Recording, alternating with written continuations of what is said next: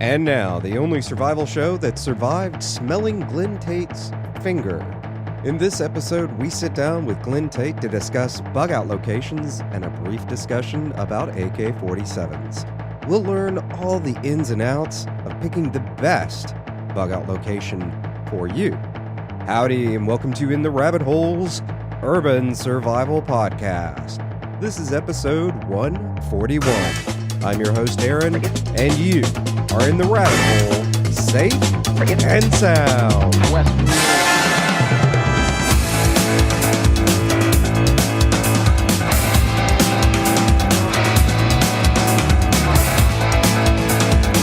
Glen Tate, man, welcome back to In the Rabbit Hole. Oh, thanks for having me. I love it here in the hole. I got my own little like rabbit hole cubby in the rabbit hole. I love it. So it's cool stuff. You do. I mean, you've been on so many times now. We're getting ready to give you like a Glen Tate in the rabbit hole plaque or something. That would be fantastic. Hey, I got to tell you, I had a fantastic morning. And can you smell what awesome smell I have on my finger and on my hands up to about my elbow? Up to your elbow? I'm a little afraid to ask, but we haven't invented scratch and sniff podcast yet. I tread lightly here, but you'll have to share with us what does your finger and elbow smell like? Oh, gunpowder. Wolf gunpowder. A $475 AK-74 from Waffenwerks and a $40 red dot sight and a $20 mount. And it shoots beautiful. I'm in business. And then a Century Arms C39, fantastic, made in America, AK-47. With a $200 Burris red dot sight, trying it out and sighted them in. And so I smell like gunpowder. I feel amazing. And I don't even know what you were talking about, whatever you're thinking. But anyway, so everything's cool. So yeah. Very nice. You know, AKs, I mean, this is not the topic of the show, but well, let's go there. I've always been fascinated by AKs. I've shied away from them. But the more I've looked at them and the more I've looked at them for the advantage of close-in ranges and also just how stinking cheap they are to shoot, I just keep going, oh man, I think I may need to get one of those. Yeah, I'm a big fan of layering, layered defenses and all kinds of things and backup and that. I have an AR, actually I have a couple ARs. I have my main AR, which is my main thing, and all my guys on the team, they're standardized. They're not identical, but they're standardized. So ARs, is my primary thing.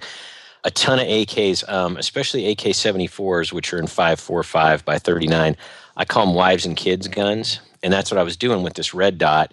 They're cheap, and the ammunition is still cheap, the non-corrosive stuff. And I hand them out to wives and kids. They're light, and there's no recoil to speak of, easy to operate. But back to the AK platform in general, I'm a huge fan. I mean, guns have different purposes. You have different tools. You have different sets of clothes. You have casual clothes. You have dress-up clothes. We all have different stuff for different settings, and you don't have to choose between ARs and AKs. I mean, get both. AKs are phenomenal for what I think will be a lot of the settings will be in. A lot of urban stuff and a lot of handing out guns to not well-trained or untrained, neighbors and stuff like that. And they need to be easy to use, and they need to be rugged, and they need to be cheap enough so you can buy a crap ton of them. And the AK fits all those roles. And AKs have come so far now. Don't worry, I'm not going to talk all show about AKs, even though I love them. I mentioned that, and I'm not getting paid for this, by the way. I'm just in love with this product. Century Arms C39 version 2, entirely made in America. The coating is amazing. Phenomenal AKs. MSRP is $699. You can get them for about $600, and everything to love about them. And they're perfect, secondary guns. It could be a primary gun too, I guess, but that's not my style. But get a ton of AKs because they come in handy is the bottom line. Mm-hmm. Yeah, and one of the things, and going back to it, I mean, not only is the gun cheap, but the ammo is stupid cheap for those things, and they'll eat almost anything.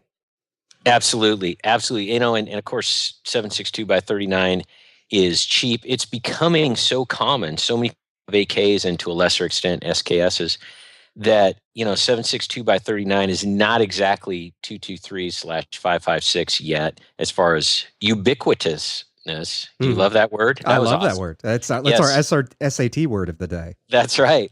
762 by 39 is everywhere, and that's awesome. And it is cheap to shoot, cheaper than 223/556. Even 545 by 39, non-corrosive, the good stuff, comes from Ukraine, not from Russia. I would think Ukrainians would be using a lot of it for their own stuff right now. But and it's still cheaper than 223, and it's readily available. And magazines are cheap and available and super rugged. You can drive a truck over them and stuff like that. So no downside, in my opinion, to AKs, but get both. You know what I mean? I mean, that's me in diversity. I'm all about diversity. AKs, ARs, why can't we all just get along? Exactly. And the other thing I love about them is you can buy 900 rounds in a spam can. That is just awesome. Those are awesome. Yeah, they store forever, and they make lovely household furniture too. Yes, post-apocalyptic look. I love it. I love it. So now, of course, we brought you on today to talk about bug out locations, and it's something I don't think we've discussed it on the show. But what we've never done is actually talk to somebody who has one and talk to anybody who's actually gone through the process of getting one.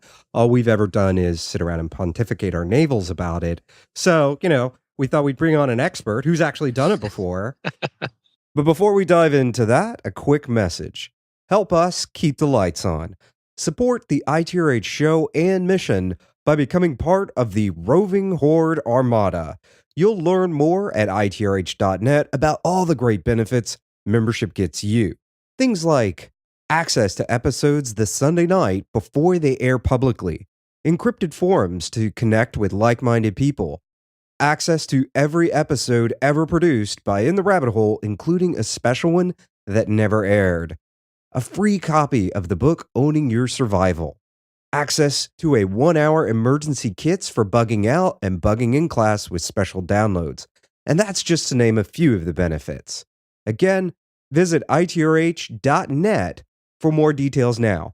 We're counting on supporting members just like you to help us keep the lights on. Now, back to Glenn. There are a couple things. First of all, bugging in, everyone's hopefully thought about that. They've probably thought about it more than bugging out. And don't discount bugging in. I mean, and that, for a lot of folks is probably the primary plan, and it's not ideal, but you can, go pretty far with bugging in. So I just wanted to sort of do a placeholder and say there is a role for bugging in, but that's not the topic of today's show. Yeah. So here's my story in a nutshell, and how it then relates to what lessons I've learned and what I think I can, let other people know about.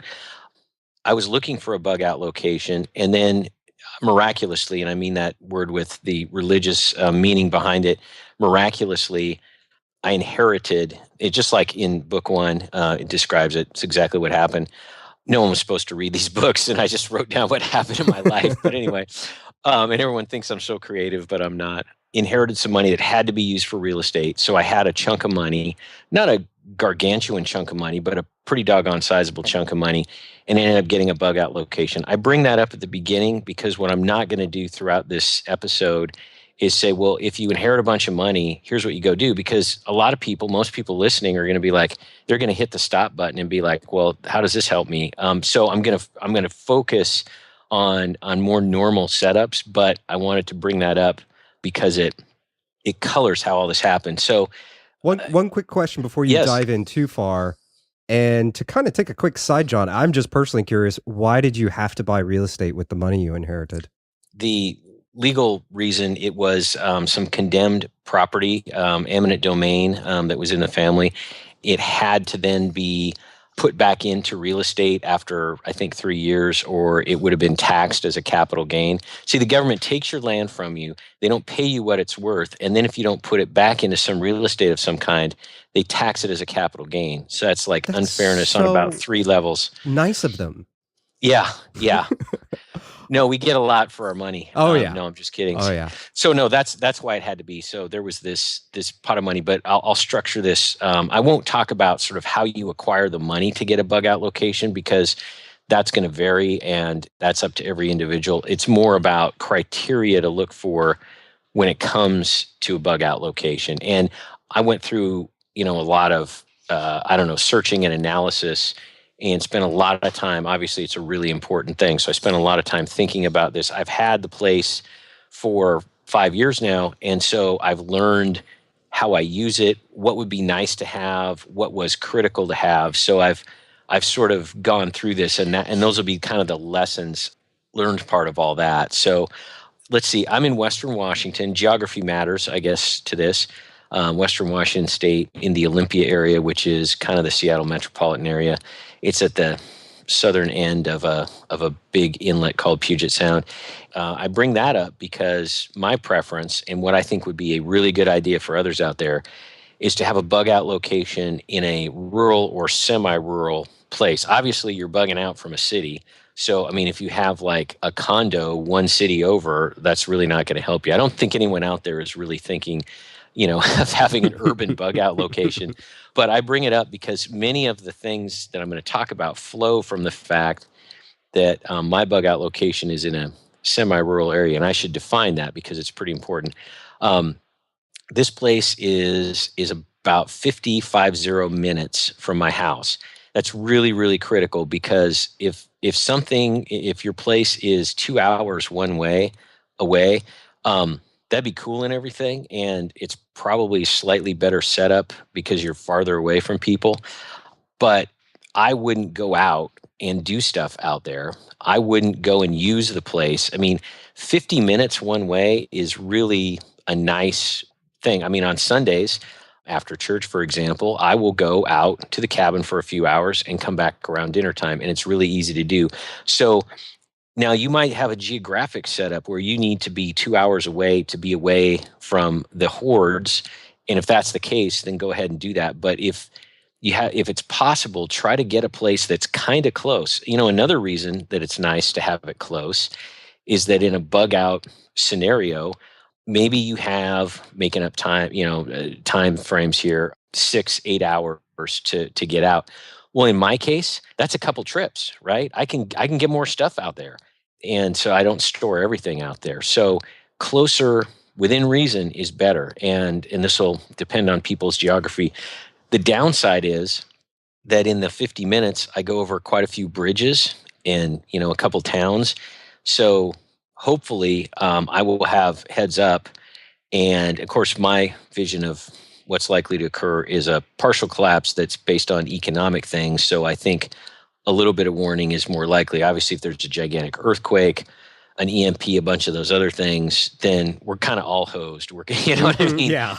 And so, I mean, you can't have like an underground freaking subway system out to your bug out location that runs on steam power, right? And has no, electrical wires or something. I mean, so, and that's one thing you're not going to hear from me today is completely impractical multi-million-dollar stuff because I don't know any multimillionaires and, that's not where I'm going with this. So kind of close is good. Now, the actual setting itself, it's exactly as described in the books. Pierce Point is a place where there are quite a few middle-class, blue-collar folks that work out there, kind of the rural, working middle-class people, some people in the wood products industry, people that are mechanics and stuff like this. By the way, awesome people in general to have around for a couple reasons, a lot of skills, but more importantly, they have that basic American rural to semi-rural mindset, which is better than the city mindset in general. I mean, everything I say today, lots of generalizations. And so it's out there in a place with about 500 people. There's one entrance in, and as I say, about 500-ish people, very spread out, a lot of trees in between. There are the middle class people who live out there most of the time. And then there's a second group of people who have waterfront cabins who aren't there as much. And that's okay. I mean, ideally, I would like a community that's completely intact all the time. I think there will be some social and political ramifications to the better off, cabin people who aren't there all the time, all of a sudden showing up. I see some issues, and those are described in the book with that. But that's basically the setting. And I chose that very, very purposefully. You might be saying, you're around 500 people. I mean, that seems like a bad idea. That's 500 dirtbags who could try to steal stuff from you, and that is true. And this is the biggest point I'll make today is you're going to need some people around you, in my opinion. The cabin on the mountaintop and nobody's around, I don't think works very well for what I foresee coming. Now, obviously, there's some advantage to that, but as I mentioned, I'm around mechanics. I'm around people, and you see it described in the book, all these people with these different skills and different talents. Now, everything I say pretty much has an on the other hand, and on the other hand, there are more people around, as I say, to try to steal stuff from you. So there's a balance. Everything is a balance here. But I think that it's good to be around a smallish number of people for those reasons. You're going to need, for example, gate guards, right? Just people who, we were talking about, cheap AKs. You hand them a cheap AK. Young men come in particularly handy for this, late teens, early 20s, that kind of stuff, and guard the gate. So you're going to need people around for all kinds of stuff that you didn't think you'd probably need people around for. There's going to be a ton of people that need to cook stuff, preserve food, clean stuff. There's going to be uses for people when there is a couple things. There are real dangers and there are real supply interruptions, right? And so you need to do more physical labor. The other thing is we're not going to be going to our day jobs, right? We're not going to have day jobs anymore. We're going to have people with time on their hands. Lazy ones need to starve to death. Yeah, that's harsh. I just said that. But I'm talking about people who have the right mindset. They may not have a ton of skills.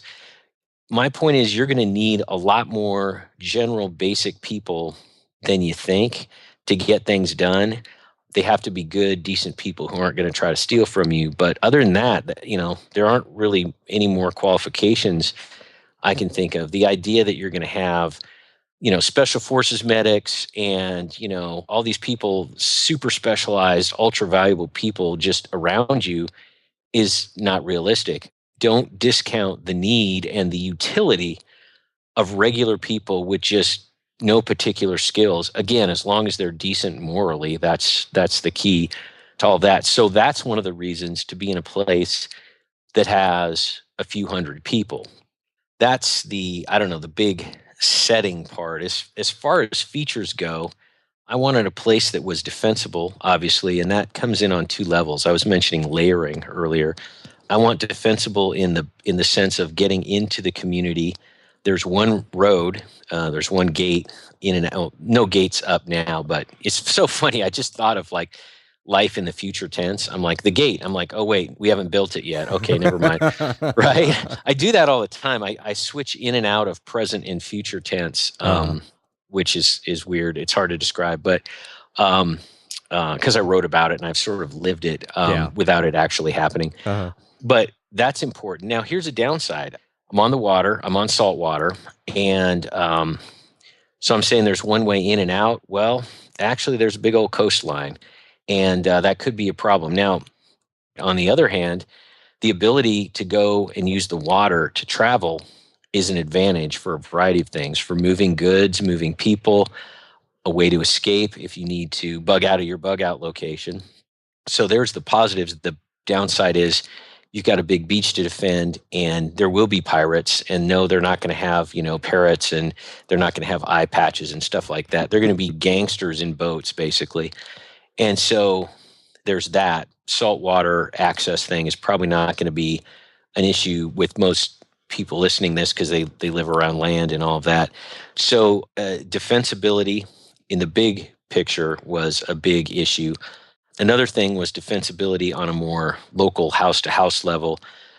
There's a road, some cabins. We're at the end of a road. Very defensible that way. So I thought of that in layering. By the way, there's a big intersection in this area that if you control the intersection, you control all the traffic internally within the area. So I was thinking of these things too. Now, a lot of this is lucky that it turned out that way, but be thinking this way. Be thinking, how do you defend these things, these people and these places? And just like I described in the book, the first time I brought Pow out, we were driving around and we come to this intersection. He goes, "Nice, defensible." You know what I mean? And so we were both thinking on the same level on that.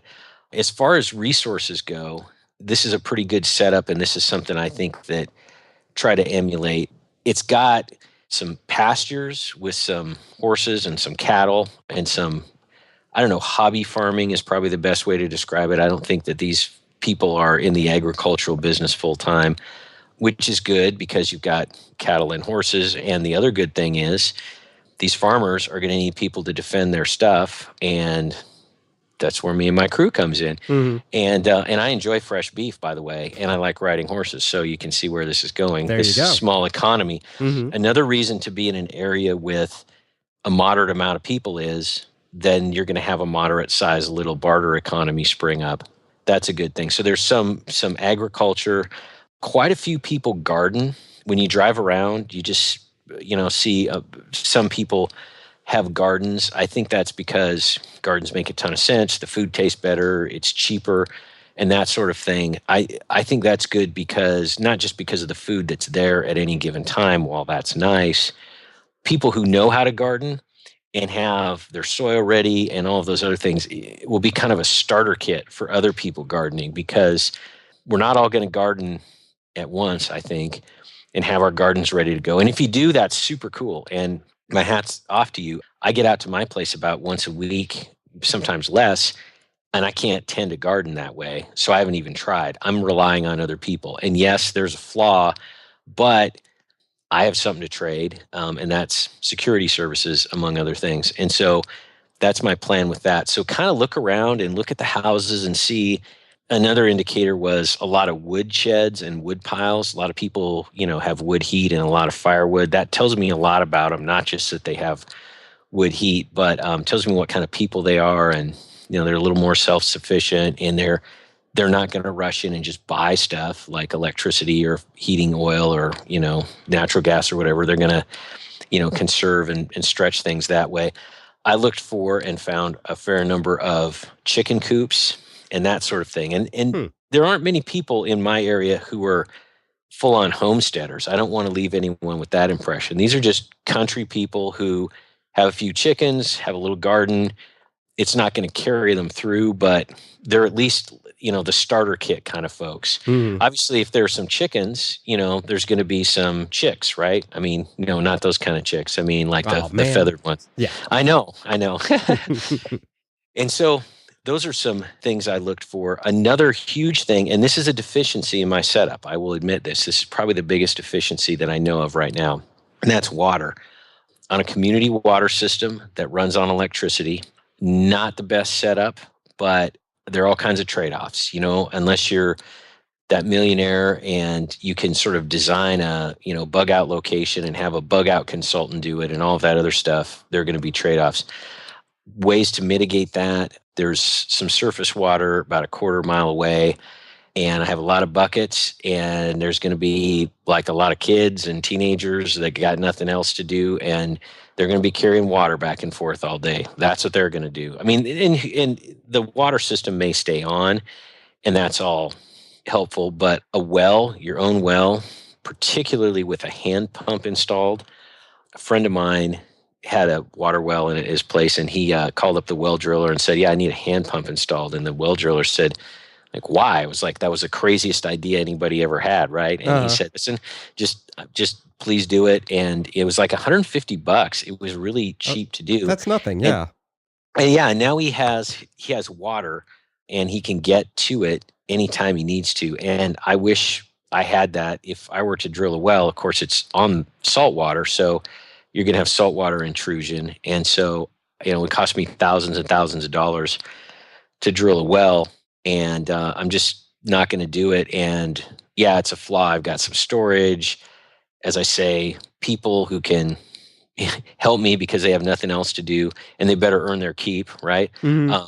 And so that's the approach with water. So those are some of the main things. I've kind of talked quite a bit, and I should probably let you ask me some questions.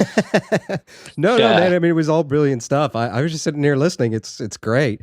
Now, you mentioned something pretty important here as far as, and I know you talked a lot about vacation homes and things like that in your book, but how did you go about evaluating and figuring out whether or not the community that you were looking into was predominantly vacation homes or if it was like a real area where real people lived there full time. Yeah. Oh, great question. It was just observing as you drive towards my cabin, you drive through dozens, maybe a couple hundred regular full-time houses. And then it's not until you get to the water that you hit the vacation one. So it's very easy to see the ratio of full-time to vacation homes. Okay, that makes sense. I mean, I see that whenever I go fishing down around here with my dad. It's definitely the people further away from the shoreline, unless you get into the really expensive kind of retiree homes, tend to be the stuff on the water tends to be the vacation homes. So that makes Yep. sense. And here's a great thing about vacation homes. And there's a chapter in the book pretty much devoted to this called the Third Amendment. Everyone's saying, what, the Third Amendment? I've heard of the Second Amendment. What's the Third Amendment? Third Amendment to the U.S. Constitution is the one that says that there are limitations on the quartering of soldiers. And quartering of soldiers is forcing civilians to take in soldiers and feed them and house them and do all of that. The British did that to us, and it kind of pissed us off. And so it made the top 10 in the Bill of Rights, right? The Third Amendment. Mm-hmm. And so the reason I bring up the Third Amendment is that with quite a few of these vacation homes, those folks aren't there, and they may not be able to get out to their vacation homes. So the way that I have tried to blend morality and practicalness in a crisis into one, I'll be very candid. I plan on occupying some of the vacation homes near my cabin with my guys and the families and all of that other stuff. And if the real owners come, we not only vacate because it's their place and we're setting an example. I mean, we're not thieves, right? I mean, and we will improve stuff. We're going to leave them some firewood. We're going to leave the place better than we found it. And that's important for a variety of reasons. But the vacation home thing is great because you're going to have extra dwellings that you can use. We have a fair number of extra lock sets, by the way, which are relatively inexpensive. And so all we need to do is bust through a door lock and then put a new one in, and we've got the door, and we didn't have to, destroy hinges and do all that other stuff. That, and I know that sounds awful to some people, but I can't stress enough, if the real owners come, we're going to return it better than we found it. And so no throwing post-apocalyptic raves in their houses is what you're saying? Yeah, exactly. Yeah. Yeah. No, we'll be good neighbors. And so that's something to think about with vacation homes. And I also notice as I go through the part of the regular year-round attendees, their houses, as you get closer to my cabin, quite a few foreclosed homes and those sorts of things that are still in pretty good condition, but it's pretty clear nobody's been there in a while. And I'm guessing no one's going to be there in a while. And so I have those mentally mapped out. And I even have, families picked out for who's going to be where in those places. And so that's an even better situation because nobody, I mean, what is a banker going to show up and say, I really think this is mine? I mean, I don't really worry about that. So consider that. Another way to have extra living space is RVs. Maybe some of the people in your group or family members or whoever might be coming out and joining you might have RVs, or there might be extra RVs. They're good for temporary lodging. I guess they could become semi-permanent lodging, especially if you have a cabin that has a shower and water service and all of that other kind of stuff. People could stay in trailers. I see that as kind of I was going to say force multiplier. I guess it's a lodging multiplier. And so, yeah, don't discount RVs as far as the extra space goes. Interesting stuff. So now, how did you go about having the conversation of, I'm going to buy a cabin in the woods? Did you leave out the bug out part, or was that made apparent? I mean, I know a little bit from the book, but if you'll share it with the listeners. My unique setting, in a nutshell, is wife was very, very down on prepping at all. And so I didn't even bring that part of it up. In fact, I don't really think I ever have. I've hinted at it, but this has always been a vacation home. This has always been a place to go to hang out, to have fun. It's on the water, have some barbecues, have some people over, that sort of thing. It's just don't go into the shed where all the spiders are, because though there's spiders in there, well, there's really tons of stuff. And so I sold it, if you will, as, first of all, it was kind of free. That's that's a big deal, right? That was a Yeah. big help in all of this. And then secondarily, it's a vacation-y place. It's a place to hang out on the weekend. So that's how I went about it. Now, if you or listeners out there have, let me say, a better situation, and spouses or boyfriends, girlfriends, whatever it might be, are on board, then that's not going to be an issue. But this brings up an important point, which is that this cabin functions as a vacation home and a family hangout place and a lot of fun and a place to barbecue and all that other stuff. That's legit. It's real. I mean, it really is that. I mean, when you walk into the cabin, it's not got like "don't tread on me" flags and stuff like that in it. I mean, it's set up for when my quote normal friends, right, come over.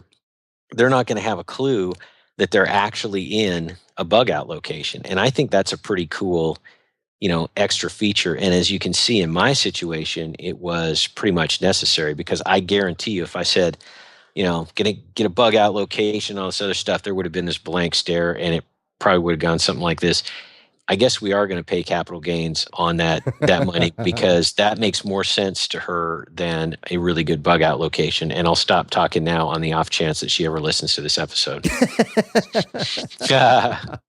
Yeah, I guess I'm in a fortunate position where Jen's fine with it, but it's funny. I mean, you talked about it being a vacation spot, and that is a huge point, I think, about bug out locations, is that, they definitely, if you're a prepper, that's definitely on your mind, but also that they do give you a here and now benefit.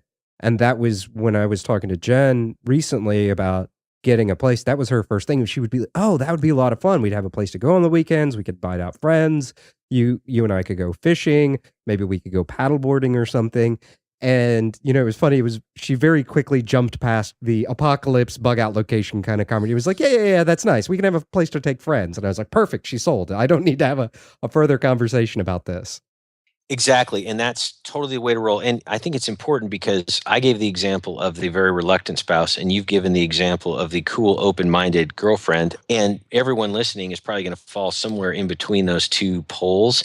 And the thing that's common between both ends of that spectrum is a vacation weekend place is cool, and it has a lot of selling points, and don't underestimate the power of that. And so even if you've got a cool girlfriend like you, and yeah, I'm a little jealous. I'm going to admit it. I'm a little jealous. No, I'm kidding.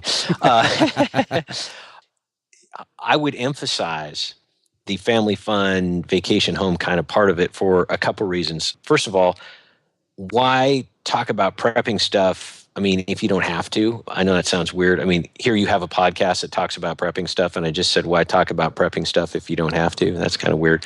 But, you don't need to bring it up. And if you can, that's great. And the second thing is, I think it's important to mentally go into this thinking, hey, this is a place, family fun place, because for all we know, bad things may not happen. And as we spoke, by the way, a friend of mine who just retired from the Central Intelligence Agency sent me a text. He has a special little ringtone, let me put it that way. Dow's down 479 right now. So anyway, nothing bad will probably ever happen. No, anyway, not at all. Yeah, the vacation house is good, and use it that way too, because and you and I have had this conversation, and I've heard it on other episodes of your show. Don't be a gloomy Gus. I mean, if you're walking around waiting for the apocalypse all the time, you're probably not going to smile a lot. Cook up some brats. I mean, open a bottle of wine, live a little, right? I mean, you got a place to do it. Yeah. And that's important stuff for your own mental health. And it's going to rub off. People around you are going to see that you're not crazy. And it gets back to the credibility thing I was talking about in episode 136. You got to have credibility. And if everyone thinks that you're constantly obsessing about this stuff, they're going to discount what you say. So yeah, live a little and have some fun. That is so important. And I think it's something that, especially new preppers, because it's like anything, they're new to it, it's exciting, they become obsessed with it. If you spend too much time there, you yourself become dark. It's kind of that not that I'm a giant fan of Nietzsche, but it comes like that Nietzsche quote of, I think it was Nietzsche, stare too long in the abyss and eventually it'll stare back at you. And I think that's a really important thing for people to remember when they're looking at any of this stuff, is not to spend too much time staring into the abyss, or apparently living near a fire station. So, Yeah. but something you brought up earlier, this goes back to family and friends and everything else. That's probably a very important topic when it comes to these bug out locations, because even if everyone else lives there full time and you're only there on the weekends or maybe every other weekend, how did you go about getting to know your neighbors? Because I mean, that's so important. Yeah, I'm really glad you brought that up, because in my mind I was like, neighbors. Yeah, whatever, Aaron. We got to talk about neighbors. So awesome segue. Neighbors are critical. I got very, very lucky, and I have cool neighbors. And so there's that. They are exactly like they are in the book. I mean, I changed their names, but they're good people. I think part of that is the general kind of people that choose to live in a place like this. They're generally more country, a little bit more self-reliant, that sort of thing. And that was a good thing. I started very slowly with them. Another reason to have the focus be on this being a vacation home is I show up, and for about a year, my conversations are about vacation home things. I'm not going to roll in and be like, hey, so if the Chinese paratroopers come, like where's a good field of fire or some crazy thing. I mean, you got to really ease into it. In the book, I talk about the conversation, capital T, capital C, that I had with John Morrell, real neighbor. And it wasn't after quite a bit of time that we felt each other out, figuratively, of course. Of course. Hey, we don't judge around here. Whatever, man. No, that's right. And we're libertarians. Exactly. And there was that. And so don't rush that conversation. In fact, if it feels like the neighbors are maybe kind of more preppery than you are, that's probably a good thing. So there's that. The other thing that I did and still do, and comes naturally and is very helpful, is tons of loaning people stuff, tons of helping them. I mean, if one of my neighbors, I mean, this goes without saying, but it's even more important in this setting. And they need to unload, they need to stack some firewood. Boom, my work gloves go on no matter what I need to do. I go out of my way to be the best possible neighbor. And I think that needs to be said, just because a lot of us listening now are in urban and suburban settings. And we're decent people and stuff, but we kind of forgot what it's like. I mean, our neighbors don't have a truckload of firewood roll up. I mean, that doesn't happen in the suburbs usually. And so you need to remember, okay, flip back into country mode, which is how I grew up. So it was very easy for me to do that kind of stuff. I make homemade wine, which is really, it's so strong now. It's technically brandy, I think. It's awesome, by the way. I'd send some to you, but it violated about 50 laws. Exactly. And my neighbors are fully stocked with every kind of cider. I mean, if I do a new batch or whatever, they get some of that. The real Mark Colson goes fishing in Alaska and brings back absurd quantities of halibut fillets that are like 4 inches thick and that are just mind-blowingly good. They're so fresh. I mean, the fish is still flopping around as they're cutting it, kind of that kind of fresh, and it's instantly frozen, all this other stuff. So we do a lot of that. A great example of this was this weekend. The team was out and we were making a woodshed, and we needed some fill dirt. Some of the new people I met about a year ago, because I talked to everybody and all that other stuff, kind of a diplomat, because it makes a lot of sense. Plus, it's just kind of how I am. I remembered he was building his place, and I heard a noise, which was a bulldozer. And I said, I'll see you guys in a minute. And so I got in my truck and went up there, talked to him, brought him 2 bottles of cider, right?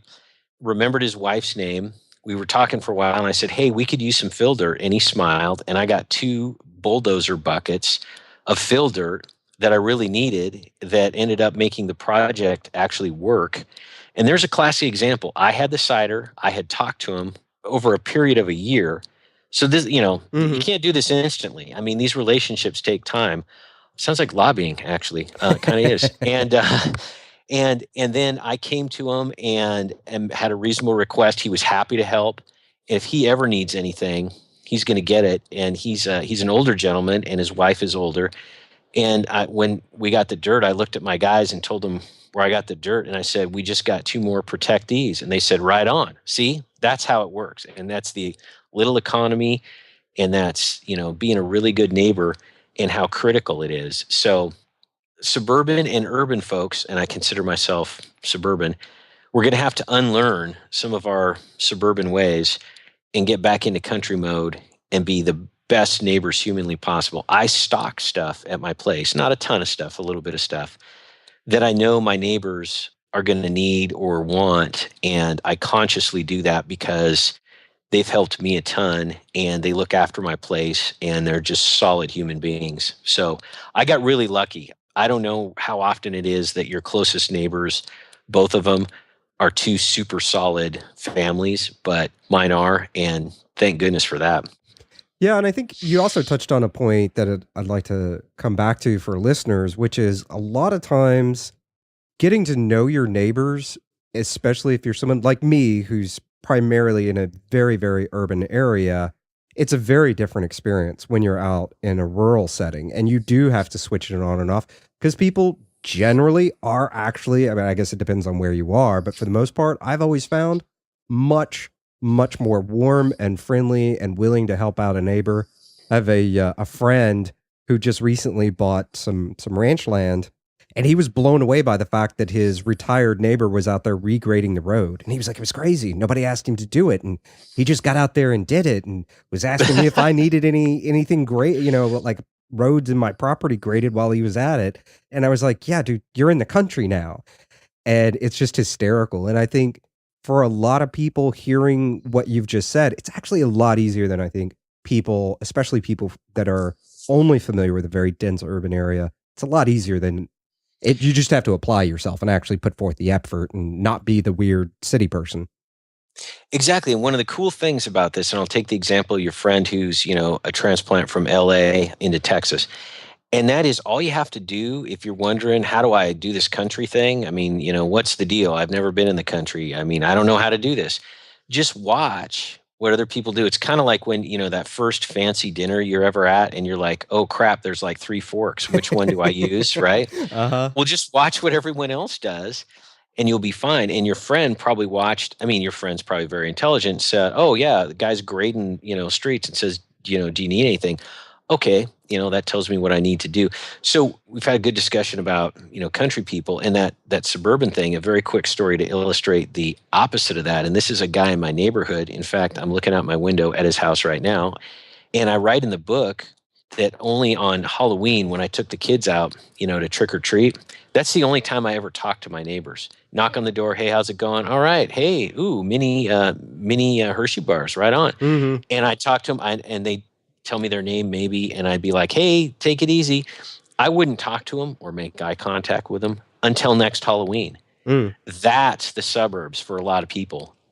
That is not the way to go. And you're going to find, by the way, that the country approach is just a way better way of living, and it'll come very naturally. No one should be worried about, fitting in a place like this, because most people, I should say, are super laid back, and everybody's cool. It's so much less stressful than a suburban or even worse urban environment. Definitely. So now I have to get your goat here with a little bit something. While we were talking, the Dow didn't just go to 400, it's actually dropped to 500. Oh, nice. Yeah, yeah. And I guess, so before we get to that part, we could circle back for just a second to I guess, when was the first thought that you said, you know what, I really need a place to go in case things get hinky around here? And where, like, when did it really manifest itself in your mind? Boy, what a great question. I don't know that I can pinpoint it. Here's how it worked chronologically. It was about 2007, and I could tell things were starting to fall apart. And I mean, sort of economically and socially and politically and all those other things. And I just knew I didn't want to be in the city, because it's very easy for me, very easy for you too, and for most people listening, to fast forward in our minds about what happens in a city or a suburban area when things break down and there's no police. And we've talked about that, and everybody knows what I'm talking about. That whole breakdown scenario, you hear the sirens for a couple days and then the sirens go away because the police all went home to be with their families, and then stuff really gets nasty. That whole scenario I thought about, and I thought, well, I don't want to be around when that happens. And so I started, it's the weirdest thing. I would go on drives. I would just go and I would like look at properties. This is before I had the money to buy any of them. But it was part fun. It was getting out in the sun, going on a drive and looking at these things. And I started getting ideas about places to be as far as driving distances and all those other things. But I remember thinking, well, I mean, it's not like I'm going to be able to buy any of this. I mean, that's just never going to happen. And then, as I say, miraculously, got this phone call, and I was like, "Are you kidding me?" Yeah, I mean, actually, I could use some real estate, and here's my very specific purpose for that. And so, it wasn't a specific point in time. It was thinking about what the cities and suburbs will be like, and then it was super easy to conclude that I needed to not be there. Mm-hmm. That makes perfect sense. That makes perfect sense. Now, to come back to winding you up, since we do have the Dow falling. And actually, it was funny as a kind of a small side jaunt here. Probably read this. I know I actually was kind of beating myself up recently that I was just now starting to read it, but it was Mel Tappan's book on survival guns. And it was written in the 60s. Mm-hmm. And I was just into the first few pages and I was like, man, this is not new. This is people have seen shady stuff going on in the economy and the exact same stuff that you and I are talking about today. And that's at the heart of your books, really. They've been talking about this for a while and it's not new. Of course, his book goes on to actually talk about guns at length, which is great because, it's guns. But I just found that so fascinating. Yeah, and people have been thinking about this for a while. And I think, as I think about the people now in not my immediate little, neighborhood of 3 or 4 cabins, but, out a few more, some of the people that are buying cabins out there now, and I haven't had real deep conversations with them, but I get the feeling that they are also thinking the same thing I'm thinking. So it's interesting. It's been going on for a while. People have been thinking this, and I bet a lot of people, pure speculation at this point, but I bet a lot of people that are getting cabins out by me probably have this dual purpose in mind of, yeah, it'd be great. We'll cook some hot dogs with the grandkids, and oh, by the way, if stuff breaks down, we'll have a place to go. And now as I think about this further, by the way, when I talk to you and Jason, I figure stuff out on air. It's the weirdest thing. I mean, I figured out awesome. A bunch of stuff on the other couple episodes, but I bet that there are quite a few people out there, and I'm thinking of couples now, who get a place out in the country, and maybe one of them is more thinking this is more vacation-y, and the other one's thinking maybe this is more bug-out location-y. But between the two of them, it blends together, and it becomes a vacation bug-out place. Mm-hmm. And I think that's probably motivating quite a bit of people. But I think the folks that live out in Pierce Point, where I am, made-up name, by the way. Don't even try to find it. You're not going to find it. The way they live, and it's the way I grew up. I mentioned, firewood. I mean, yeah, you have firewood because you got a bunch of trees, but there's a windstorm and a bunch of stuff gets knocked down and you cut it up because you know how to use a chainsaw. And you have firewood. It keeps the electrical bills low in Washington State. A lot of us have heat, which is unusual. We have hydroelectric dams and it's super cheap. So haha. Oh, nice. But and it's a way of stretching money. And so even though people out in Pierce Point maybe aren't full on preppers or homesteaders, they're halfway there. Mm-hmm. And it's just a way of life. And, as I have conversations with people out at Pierce Point, more and more frequently, they're saying things like, well, when all the people from Seattle try to leave the city, now I'm exaggerating to make a point. Yeah, their bodies will be floating right over here in the inlet. No, but I mean, there's that kind of thing. It's a more and more common conversation. That's the thing with the current events and bug out locations. By the way, I can't know if it's the economy in general or if it's the crashing economy and people's concerns. Properties out at Pierce Point are selling like crazy. There have been, cabins near me that have been on the market for 2-3 years and are selling last month kind of thing. Now it could be, wow. I know there's a general uptick in real estate sales, so I'm not going to say it's just that, but I wonder how much of it is people saying, well, we're finally no longer underwater in our primary residence, and now we can go get another one. And boy, we ought to, because you never know when the stock market could fall 500 points in a day. Yeah, it's weird. I look at some areas and I see that happening a lot as I've started to look at a rural piece of property, and then others it's weird. I guess they still haven't recovered from kind of the 2008, which not so bad for me if I'm looking for an area, and everything else, the prices of everything else are kind of going through the roof. But well, yeah, and that happened to me. I got my place right after 2008, and prices were spectacular, and it really stretched the inheritance dollars quite a bit. I probably couldn't afford my place right now, as a matter of fact. There's that. So now that I think was great in that 2008, 2009 timeframe. The next crash, which may have happened about 12 minutes ago, by the way, people I don't think are going to necessarily be able to benefit from that. I mean, prices go down and things like that. Bank accounts might get locked up and a bunch of other things that come with collapses. So our chance may have been a while ago. Not to discourage anybody, but there's that. Oh, a question I'm asked quite a bit about bug out locations that I should probably touch on is, what about the idea, and I was thinking about it with money and limited money, because nobody has oodles of money lying around. What about going in with another family or something like that and kind of splitting the costs of stuff? Oh, yeah, there's a bag of bees. Yeah, and see, at first I thought, well, that makes a lot of sense. And then as I thought about it, and actually went on survival podcast forum, and there was a thread about this, I realized pretty quickly it was, as you say, a bag of bees. And so I guess it's better than nothing, but boy, oh howdies, you're going to have some issues. Look at what happens to families, even close families. Somebody in the family dies, and then there's like everyone's fighting over the money and the estate, and it gets ugly. It's weird. It brings out the badness in people.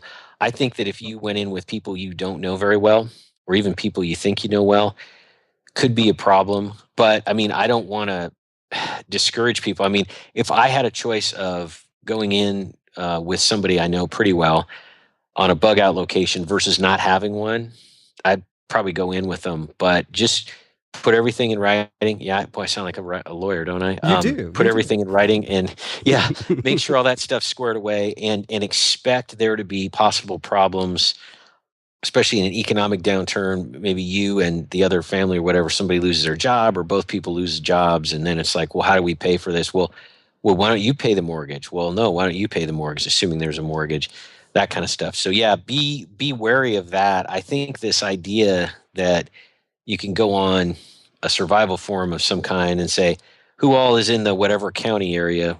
Hey, there's 8 of us. Let's go in and buy an old farm, and we'll all fix it up, and all 8 of us will have a place. 7 out of 8 families won't show up when it comes time to work. They probably won't even pay for stuff. And so you're going to have real problems. So stay away from that if you can. But if it's all you got, then go for it. Yeah, better than a sharp stick in the eye, but not, I would imagine not by a whole lot, actually. So now, switching off onto things that make people want to have a bug out location, what are you watching in current events right now that makes you twitchy? Oh my goodness gracious. What doesn't make me twitchy? And I don't normally have that answer. You know what I mean? I know exactly what you mean, yes. I'm not that gloomy Gus guy that I was talking about earlier. The main things I focus on are economic things. Obviously, stock market is an issue. Other countries, as you know, global economy is so tied together. When Chinese currencies devalued 3 times in 2 days, like it was last week, I pay attention to that. I pay attention to political things, not in the partisan sense, because they all suck. And believe me, I actually know this up front and personal, like what I do for a living. Trust me, they suck more than you think. And so not those kind of political things. I mean things like, Ferguson, Baltimore, those kinds of things. Not that I think that those will necessarily spark things off, but the general degradation of this country, socially, politically. I mean, all this race stuff, the dividing along race lines, it's just, it grieves me. And I don't use that word very often. I save it for when I really mean it. And it absolutely grieves me. I watch those sorts of things. And this is an indirect answer, but I think is probably one of the better ones. I look for all the phony baloney that I see out there. Oh, I that's a look, good for one. example, I look at when the Labor Department comes out and says the unemployment rate is 5.3%, and everyone on CNBC says, awesome, this economy is doing great. And then, of course, you and I and most listeners know the reason it's 5.3% is that after 2 years of being unemployed, you no longer exist Hmm. and you drop off the rolls. So, of course, it's 5.3%. We have 92 million people that are of working age between 16 and 65 that are not working. And they're not all in prison, right? I mean, they're not all disabled. And so we've got by far the largest gap in workforce participation since the early 70s. Oh, since the early 70s, that's not the end of the world. Well, in the early 70s, a good chunk of women in this country did not work outside the home. So it actually is, if you apply modern standards to it, it is a gigantic unemployment thing. So the more phony things are, the more the government tries to make us think everything's okie dokie when it's really easy to kind of take the curtain off and see that it's, that little dude instead of the wizard, behind the curtain. When you see that, that tells me there's government desperation. And the other thing that I watch for is, it sounds weird, but it's true, like that unemployment figure and everyone on CNBC, applauding, the happier that the financial community gets on so-called good news that they know, if they took 5 seconds in research, that they would know is phony baloney. When they get happy over stuff they know is phony baloney, that tells me that everything is cooked up and bogus and running on fumes and all that other stuff. And that to me is the last gasp of an economy. I think, we're in it right now, as a matter of fact. All these last gasp things. So that's something I look for. I'm always cognizant of foreign affairs and wars and things that are going on. North Korea and South Korea trading rocket fire is kind of ho-hum now, so that doesn't do Yeah. much for me. But all those kinds of the Middle East, the price of oil, holy Toledo, the price of oil, $40 a barrel. I don't know if it's under that It's this under morning. that now. Yeah.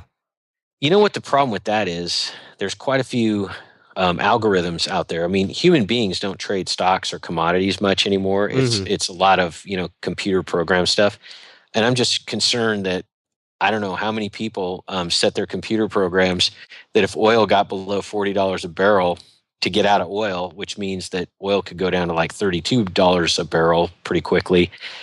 Everyone's like, wow, cheap oil, that's awesome, because then gas will cost less. Number one, it's not costing less anymore because there's tons of taxes and they got to like mix all kinds of stuff and, put it in there for EPA purposes.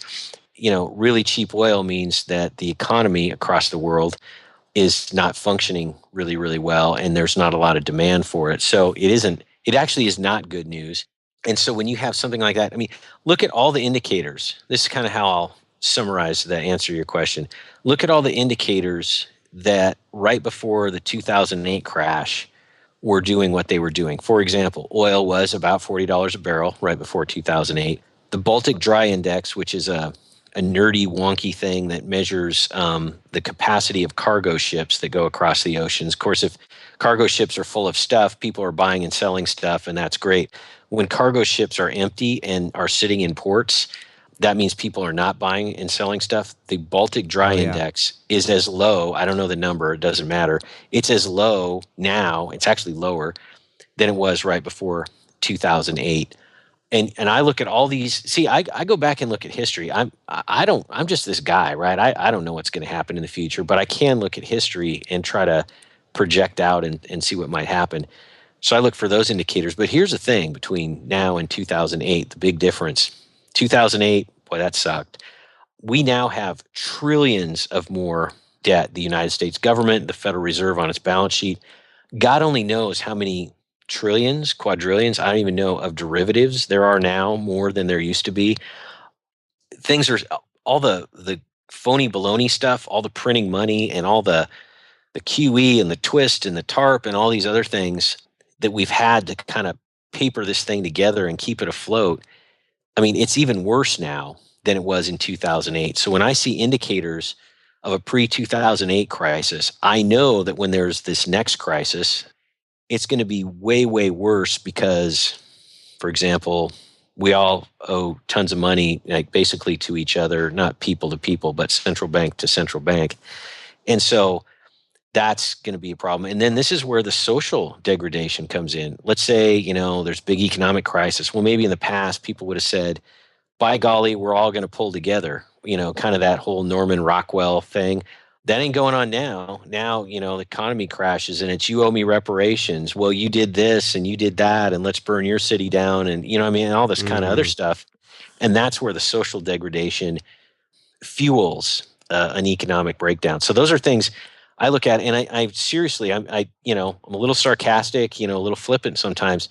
I'm not kidding when you ask, what am I looking for? And my answer is what isn't going on right now. Every indicator you need is on red alert right now. Yeah, and to your point, I mean, just to back up even to the 92 million Americans out of work, to put it in a slightly different light for people, that's actually 20, if my mental math is right here, that's 26, a little over 26.25% unemployment. And that's of able-bodied aged people not working. I mean, that's crazy numbers. And circling also back to your thing about the freight, very weird happenstance. I was having drinks with a friend and a mutual friend showed up who is not really going to mention exactly who he is or who he works for, but let's just say he's a pretty big mucky-muck in the freight and shipping industry. And he was laying out things for me in a way that was really kind of shocking. He was like, you don't understand. We have big, big boats sitting in port with nothing to do. And these are billion-dollar boats that if they're not moving, that company can go bankrupt. And he's like, you're talking about companies like divisions of Deutsche Bank and places like that actually going bankrupt because these are numbers that even unless you're Apple, maybe you could absorb one, but you can't absorb a bunch of them. And each one of these boats sitting still and going belly up is a serious issue. Wow, that just validates everything we were just saying. Holy smokes. Yeah, that's for real. And that's a real person talking to you. And this person has no motive to exaggerate. If anything, this person has a motive to say everything's okie dokie. And about 10 minutes later, we got into a conversation. Why do you Americans need guns? And I was like, oh, I don't know. I think you just talked about things going to hell in a handbasket. Or I might want more now that we're talking about it. Thank you very much. Well, and everyone in my neighborhood has guns. Actually, not true in my neighborhood, but maybe in yours since you live in Texas. And that's why you need guns. Yeah. No, I live near a bunch of professors. I don't think any of them. I actually, one of my neighbors I know right off the top of my head actually does have guns, but I need to take him to the range because I don't think he actually knows how to use it. So anyway. Well, Glenn, man, I know you got to get to other stuff today, and I sure appreciate you coming on and helping me wind up the audience today. Yeah. Well, because you talked about this. Every time we talk, you guys are like online buying more ammunition or something like that. So, yes. I mean, exactly. I have that effect on people. I don't know if it's good or bad. I say good. All right, man. Thanks for joining us today. My pleasure. Thank you for having me. As always, resources, notes, and the ability to comment on this episode can be found at www.intherabbithole.com/E141. Ever wanted to really learn about rainwater collection, purification, and sanitation? Be sure to tune in next week.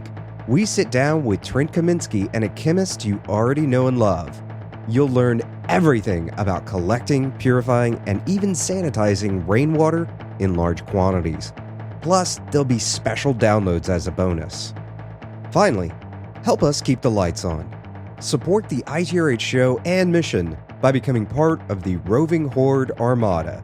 You can learn more at itrh.net about all the great benefits membership gets you.